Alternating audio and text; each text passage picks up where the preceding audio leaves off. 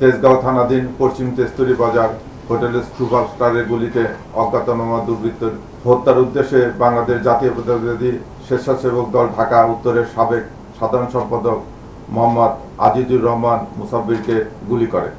এই ঘটনায় মুসাব্বির সহ 2 জন গুলিবিদ্ধ হয়।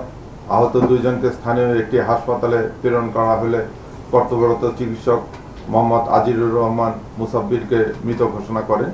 দেশব্যাপী আলোড়ন সৃষ্টিকারী এই ঘটনায় নিহতের স্ত্রী বাদী হয়ে তেজগাঁ থানায় একটি মামলা দায়ের করেন। পরবর্তীতে এই মামলাটি নিবিড় ও সুষ্ঠু তদন্তের জন্য ডিবিডিএমপির নিকট হস্তান্তর করা হয়। এই ঘটনার পরপরই ঢাকা মহানগর গোয়েন্দা পুলিশ ঘটনার প্রকৃত রহস্য উদ্ঘাটন, ঘটনার সহিত জড়িত ব্যক্তিদের গ্রেপ্তার, ঘটনায় ব্যবহৃত অস্ত্রগুলি এবং মোটরসাইকেল উদ্ধার জন্য ডিবির একাধিক টিম দেশের বিভিন্ন অঞ্চলে অভিযান পরিচালনা করে।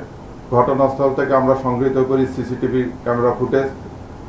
এই ফুটেজ এবং তথ্য প্রযুক্তির বিশ্লেষণ প্লাস আপনাদের মিডিয়ার যে কর্মীরা আছেন তাদের যে তথ্য উপাত্ত এগুলো বিশ্লেষণ করে আমরা একাধিক টিম রাজধানী ঢাকা, মানিকগঞ্জ, ময়মনসিংহ, নেত্রকোনা জেলায় ধারাবাহিক অপারেশন পরিচালনা করে।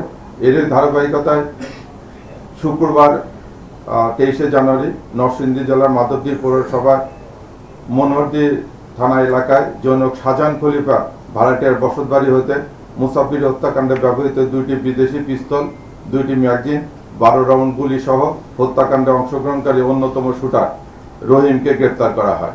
এ বিষয়ে নরসিংদী জেলার মাধবদী থানায় অস্ত্র আইনে একটি মামলা দায়ের করা হয়েছে।